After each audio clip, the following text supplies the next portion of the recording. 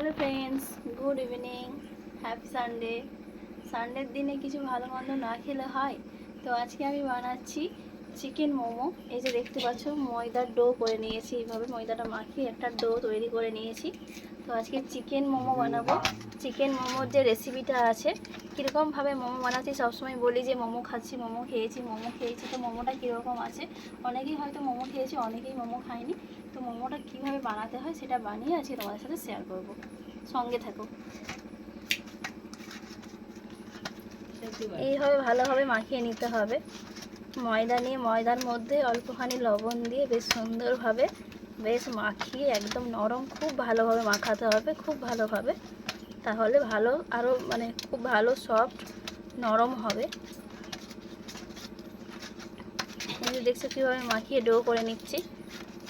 এইভাবে ডো করে 30 মিনিট মতন ঢাকা দিয়ে রেখে দিতে হবে, 30 মিনিট মতো। মোমো চাটনির জন্য এইভাবে শুকনো কড়াই বাদামটাকে আগে এইভাবে নেড়ে নিতে হবে। এই যে দেখতে পাচ্ছ আমি কীভাবে নেড়ে নিচ্ছি বাদামটাকে।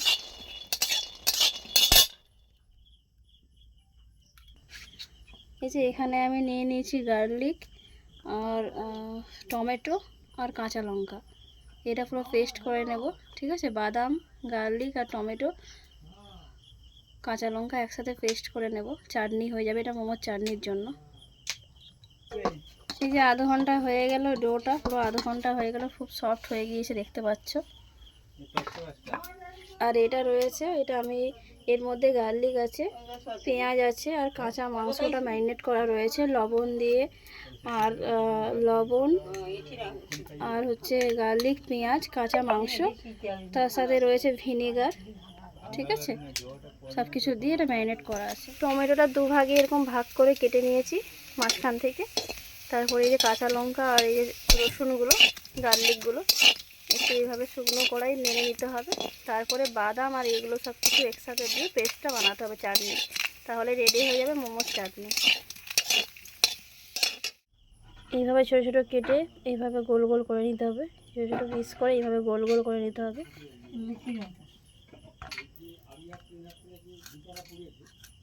দেখতে পাচ্ছ আমি কীভাবে এইভাবে কেটে গোল গোল করে নিচ্ছি। ঠিকভাবে দেখাতে পাচ্ছি না, এক হাতে ফোন আছে, এক হাতে ইয়ে রয়েছে, তো এইভাবে করছি। যেরকম গোল গোল লুচির মতো, যেরকম লুচি হয় ঠিক সেরকম গোল গোল এইভাবে বেলে নিতে হবে, ঠিক আছে? এই যে এইভাবে এরকম গোল গোল করে নিতে হবে। করে নেওয়ার পরে যে পুরটা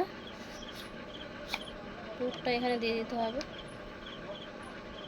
পুর বলতে ম্যারিনেট করা যে মাংস, তারপরে পেঁয়াজ, তারপরে গার্লিক যেগুলো রয়েছে সব এটা এর মধ্যে দিতে হবে, দিয়ে এইভাবে মুড়তে হবে। এইভাবে বেশ সুন্দর করে মুড়তে হবে।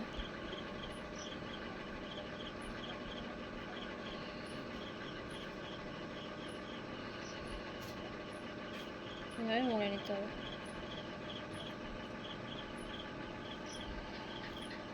যে মোমো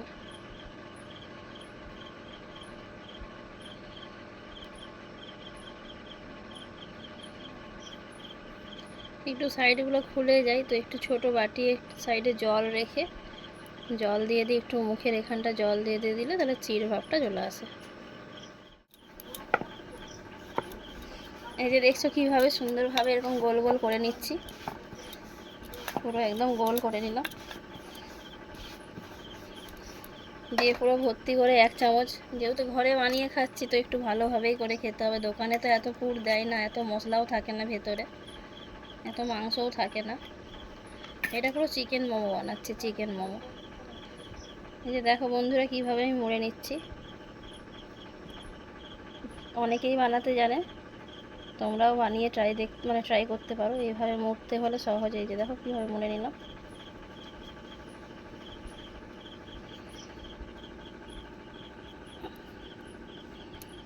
এই যে মুড়ে নিচ্ছি।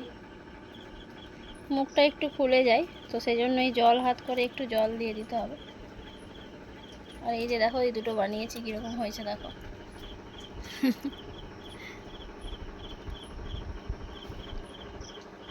এই যে তেলটা আমি গরম করে নিচ্ছি কড়াই, তোমরা দেখতে পাচ্ছ। তেলটা গরম করে নিচ্ছি। আমি আজকে বানাবো ফ্রাই মোমো। তো স্টিম মোমো হয়, এটা হচ্ছে ফ্রাই মোমো।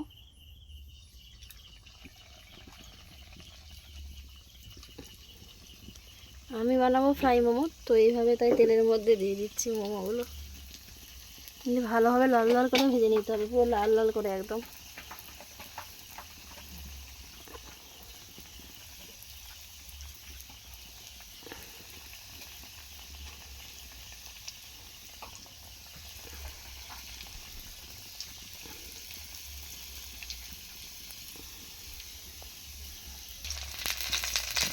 এই যে দেখতে পাচ্ছ কীরকমভাবে ভেজে নিচ্ছি, পুরো ভালোভাবে ভাজতে হবে।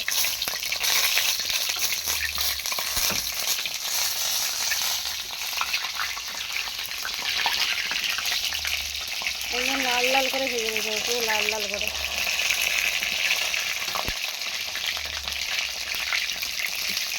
নাহলে ভেতরের যে মশলা আছে সেগুলো কাঁচা রয়ে যাবে, তখন খেতে ভালো লাগবে না।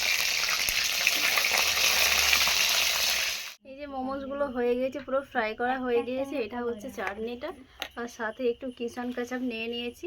পুরো ভালোভাবে পুরো একদম লাল লাল করে ভাজা হয়েছে, দেখতেই পাচ্ছ।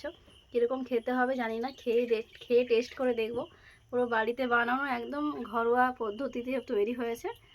আর কীরকম হয়েছে সেটা তোমরা সবাই টেস্ট করে বলবে অবশ্যই কমেন্টে। আর সবাই পাশে থেকো, শেয়ার করো, লাইক করো, সাবস্ক্রাইব করো। এইভাবেই বন্ধু হয়ে পাশে থেকো। আরও দেখা হচ্ছে নেক্সট কোনো ব্লগে। টাটা বন্ধুরা, টাটা।